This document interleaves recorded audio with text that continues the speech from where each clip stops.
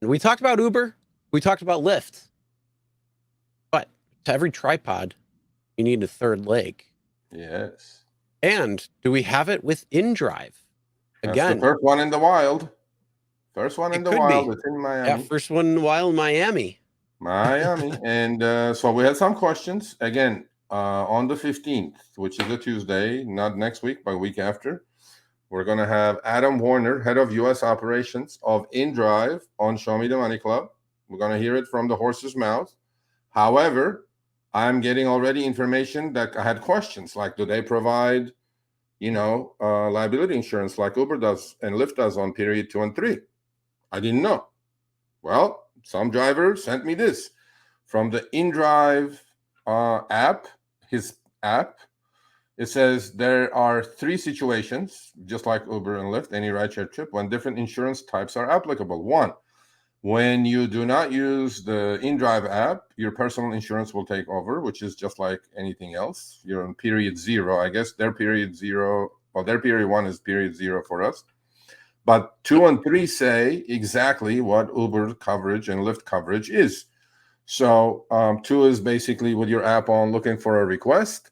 And 3 is when you, as a driver, are on your way to the pickup point, which is period 3 in the rideshare world. Or during the ride, InDrive maintains the following car insurance on your behalf, in case of an accident, right? 1 million third-party liability insurance, uninsured driver, and bodily injury insurance, right? So there are no numbers there. We're going to push them on that. We're going to get the details. And on the right side is the way bill, is the insurance companies that are involved providing this commercial insurance. So one part of the question is answered. Look, man, we're all about show me the money. There's Lyft. There's Uber. Is InDrive going to be a player? We hope so. We need more choices as rideshare drivers because some people only do rideshare. They don't do delivery. Okay, well, here's another player. And this is a serious player, by the way. These people have deep pockets. It's only in Miami now, and they signed up 5,000 drivers in a short period of time. And we're going to have Adam Warner come and explain exactly how the system works and what they offer, what they don't offer, differences are between them and Uber and Lyft. And more choices for me, better.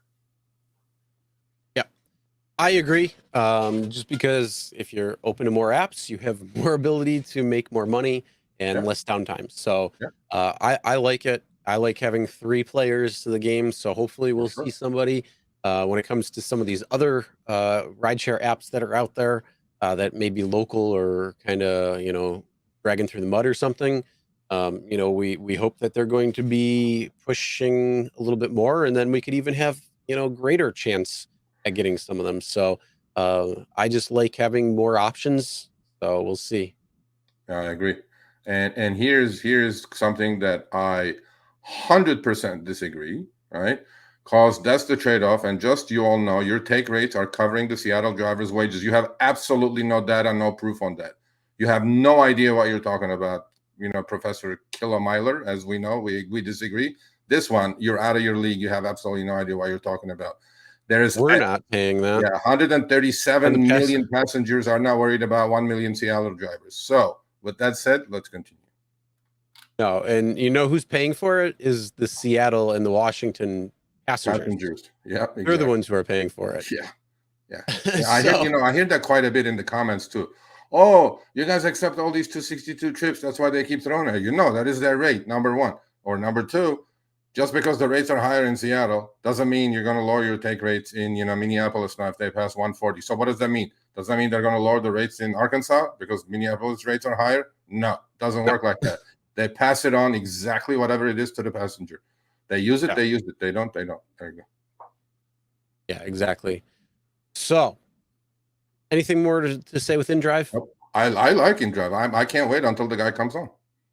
Yeah, it'll be interesting. So, if you guys got any questions or want to know anything more when it comes to InDrive, again, August 15th, he's going to be on.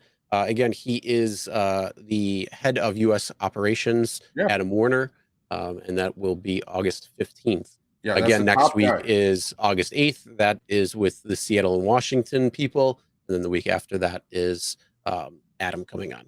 Well, this is lastly, this is the only P2P, peer-to-peer system in existence. Yep. And Uber is not P2P, Lyft is not P2P, Doordash is not P2P. This is basically, they're not in the deal whatsoever. InDrive, you're dealing directly with the passenger, and passenger is directly dealing with the driver. Period. And they're having great success around the globe, and we'll see if it works or not. We'll find out. Yep. Yeah, it'll be interesting. So 2 weeks from now, it'll be a good conversation to have and see what's going on there. All right, thanks for watching. That short little clip was from our live stream, Show Me the Money Club with Sergio and myself, Tuesdays, 6 p.m. Eastern, 3 p.m. Pacific. Make sure you subscribe, turn on all notifications so you'll be notified when we go live, as well as all of our awesome content. Make sure to check out this video right here, which will take you to the entire live stream, or check out this video right there. All right, drive smart, everyone.